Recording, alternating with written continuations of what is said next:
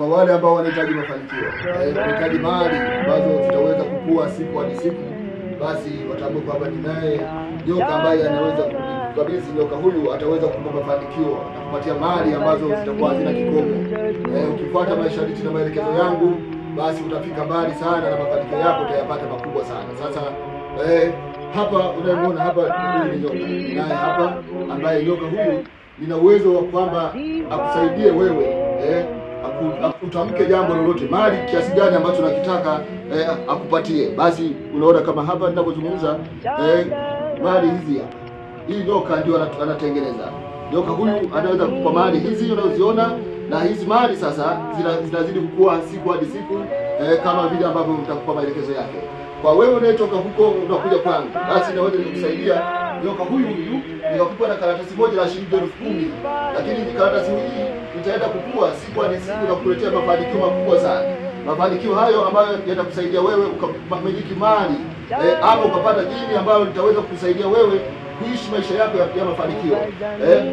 Unasubiri nini sasa? Sasa ni wakati wako kuamua kwamba uendelee kuishi kimaskini ama ubadilishe maisha yako uishi kitajiri na kifalme. Mtazamaji wa Mpala Update, ni wakati mwingine tena katika kukuletea taarifa nyeti na taarifa ambazo pengine wewe umekuwa ukizisikia tu kwa watu ambao hawana ujuzi na hizo taarifa, lakini leo nakuletea taarifa ambazo ziko kamili kutoka kwa mtu ambaye hana ujuzi na mambo ya shiriki, mambo ya giza. Leo nakuletea hapa Dr. Chungu. Tunaangalia masuala mengi ambayo yanahusiana na matibabu, na niko ofisini kwake. Tuko Kilingeni kabisa, sehemu ambapo tunasema mambo ya giza, uchawi na yale mambo ambayo yaonekane kwenye macho yanafanyika hapa. Tumetembea ofisini kwa Dr. Chungu kuweza kufahamu namna harisi ya matibabu na nguvu za giza zinafanyika vipi. Dr. Chungu, habari yako? Salama kabisa. Habari hao wakati huu? Kwema. Kwema kabisa. Karibu sana hapa nyumbani. Asante. Ndio. Okay. Dr. Chungu, na moja ya jambo ambalo ningependa ulitolee ufafanuzi, kwa sababu waganga wengi ukiwauliza hili swali wanashindwa kutoa majibu ambayo yanaeleweka. Kati yako wewe na mchawi, tofauti yako ni ipi? Kwa sababu mwingine anaweza kusema Dr. Chungu pia ni mchawi. Je, tofauti yako wewe na mchawi ni ipi? Sawa. Tofauti yetu na wachawi ni kwa sababu ni namna ya matumizi yake. Wachawi wapo kwa ajili ya kuharibu taratibu, lakini sisi waganga, kama mimi nikizungumzia, mimi nipo kwa ajili ya kusaidia watu. Hasa nizungumze kwa wale ambao tunawashuhudia wanaleta maradhi sana katika miili ya binadamu wengine pasipo kuwa na kosa lolote. Hasa katika magonjwa, unakuta mtu ameweza kumtupia magonjwa kama miguu kwa moto, mwingine anakuwa miguu inawaka, ile ganzi inakamata kwenye miguu ama mikono, mwingine anampofosha macho, vidonda vya tumbo viponi. Unakuta mtu anasumbuka na magonjwa hayo, anaenda hospitali, anapima vizuri, anatumia dawa vyema, lakini matokeo yake hayapatikani. Nguvu za kiume, unakuta mtu nguvu zake za kiume zimeondolewa, lakini kumbe ni uchawi umetumika. Ni uzazi kwa kina mama, unakuta mtu uzazi wake umekaa vibaya, uzazi wake haueleweki, mara siku zake hazieleweki, au haingizi siku zake kabisa. Mwingine pia anapata watoto wanakufa bila kujua sababu iko wapi. Sasa tukisha kuweza kuona uchawi wa namna huo, uchawi huo ndio wanaotumia sasa, hao wanaotumia vibaya. Ndio wanaweza kuwa na nguvu, lakini kwa upande wetu, kwa sababu tunafanya mambo mema, tunafanya kwa uzuri, kwamba tunasaidia hayo maradhi, kwa hayo mtu akimtupia mtu magonjwa kama hayo, sisi kwetu tunakuja kusaidia kuyaondoa. Sasa ndio utofauti wetu sisi na wachawi. Sisi tupo kwa ajili ya wema na kusaidia watu. Sisi hatufanyi uchawi kwa ajili ya kuingiza hizi nguvu watu wale kuwaletea matatizo. Hapana, sisi tunasaidia watu ili warudi katika hali nzuri na waendelee kufanya shughuli zao vyema.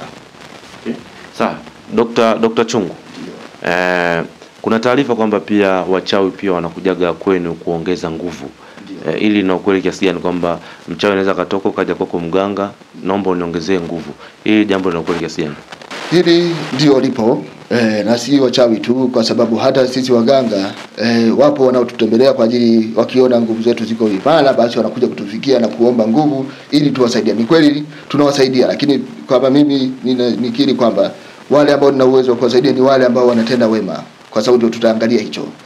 Tukikuongezea nguvu unaenda kufanyia kitu gani? Lakini ukiwa ni mchawi unaenda kufanyia madhara kwa watu, hilo ni ngumu kwa ajili ya kufanya hivyo. Ndio tunapokea wengi wanakuja kwa ajili ya kufanya hilo jambo, kwamba tuongeze nguvu, wawe na nguvu ya kwenda kufanya mambo yao. Lakini baadhi tunawakubalia wale ambao wanaenda kufanya tiba zile za uhakika, wanaenda kutibu watu, kwa sababu hii tiba inabidi mtu awe na uwezo imara.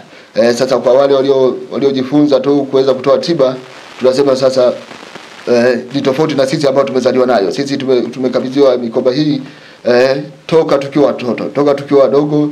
Wazazi wetu walipotutangulia, basi wakatuachia mikoba hii, ndio ambayo tunaendelea nayo mpaka sasa hivi. Kwa hiyo na wewe yule ambaye anahitaji hili swala, tunaweza kumsaidia vizuri na akawa salama, tukamwongeza nguvu vizuri akasaidia watu, lakini si kwa ubaya. Asije mtu hapa kwamba anakuja kuongeza nguvu yake akatende ubaya huko. Hapana, si hatuwezi kusaidia, kwa sababu tutaangalia.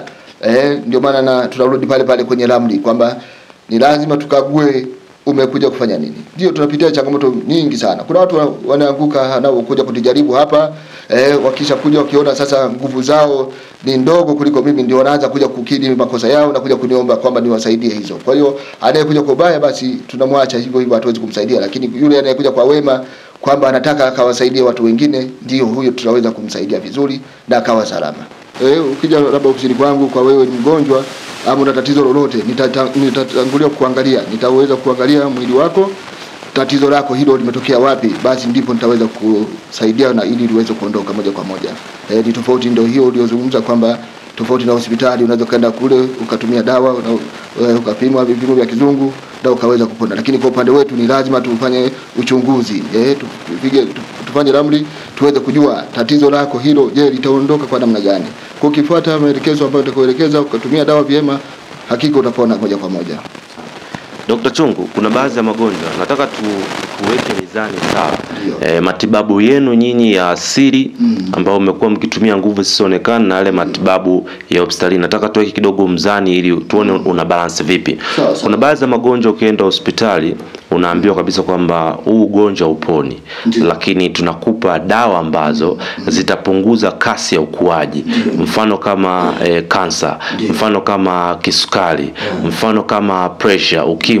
Ni magonjwa ambayo hayana tiba hospitalini ile kamili, lakini unapewa dawa ambazo zitakufanya uendelee kuishi.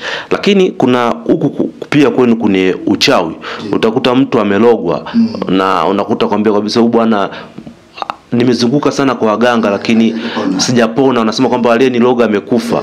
Mtu kama huyu aliyemloga amekufa, akija kwako anatibika vipi? Anatibika vizuri kabisa, kwa sababu ndio maana nimekueleza hapa kwamba ni lazima unapofika nyumbani kwangu niangalie chanzo cha tatizo. Nikisha baini chanzo, hata kama mtu alifanya hilo jambo alishaweza kuondoka, lakini sisi pia tunategemea mizimu yetu ambayo ndio inatulinda na kutuongoza katika shughuli hizi. Kwa hiyo tatizo lolote linalokuja kwenye mwili wa binadamu, basi lina uwezo wa kutoweka.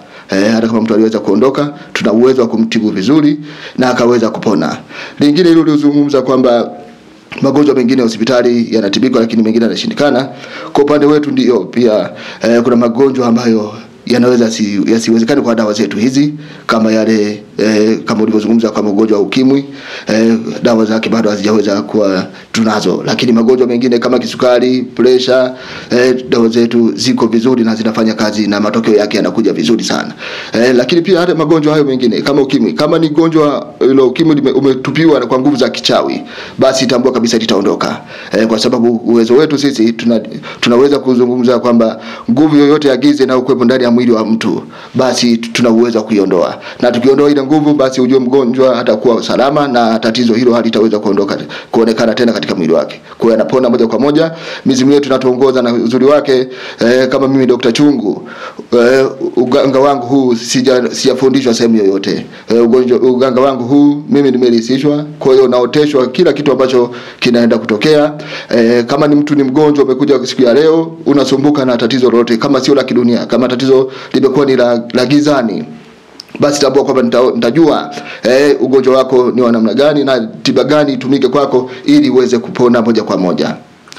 Dr. Chungu, nimekusikia hapo umesema kwamba mtu akija kwako akiwa na ukimwi wa kichawi, ukimwi wa kutupiwa, anapona. Ukimwi wa kichawi kwani uko vipi, na kweli mtu anaweza kutupiwa ukimwi? Michezo hiyo ipo mingi sana.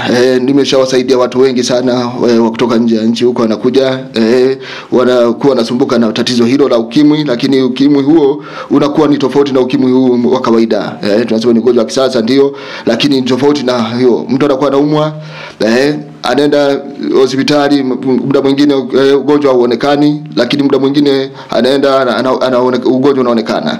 Kwa akifika sasa kwa upande wetu, tunaangalia, tunajua chanzo cha hilo tatizo ni nini. Tukishabaini chanzo cha hilo tatizo, basi tunajua kabisa huu ni ukimwi wa kawaida. Basi tunamshauri kwamba aende hospitali sasa akaanze kupata dozi zake vizuri. Lakini kama ni ukimwi wa kutengenezwa wa mikono ya watu, basi ninakuahidi kwamba dawa zipo vizuri, dawa zetu zitaweza kuondoa hiyo nguvu, basi na utakuwa salama kabisa. Sawa. Dr. Chungu, hebu kwanza nikuulize hili hapa.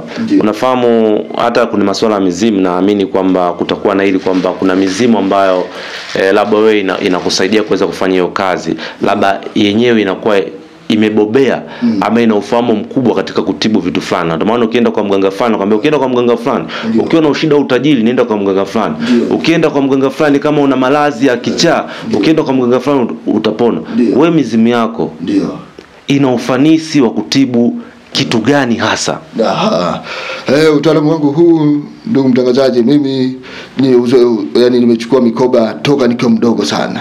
Limeanza kusaidia watu wengi kuanzia malazi hayo, lakini pia masuala mengine ambayo nina uwezo nayo kushughulika nayo ni masuala ya mafanikio. Mafanikio yale mizimu inanisaidia sana kuweza kuwasaidia watu waondokane na zile shida wale waliopitia umaskini wa muda mrefu. Sasa hayo mafanikio tuna uwezo kuyatoa. Ninaweza kutoa mali hapa, mali ambazo zinakuwa hazina kafara kwa sababu mizimu yangu haitaki kafara.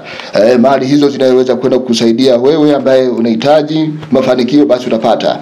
Lakini pia unahitaji majini ambayo hayana usumbufu wowote, majini ambayo hayahitaji kafara wala umwagaji damu, basi nina uwezo wa kusaidia pia, na hayo majini pia yanaweza kukupa mali ambazo zitaweza kukusaidia wewe katika maisha yako ambayo unayataka. Kwa hiyo niseme kwamba kutoka udogoni mwangu nimeshasaidia watu wengi sana. Mamia na maelfu ya watu wameminika hapa nyumbani kwangu, nimeshaweza kuwasaidia. Na uzuri wake ni kwamba wengine wamezunguka sehemu mbalimbali, hawajui tiba wataipata wapi, tiba sahihi.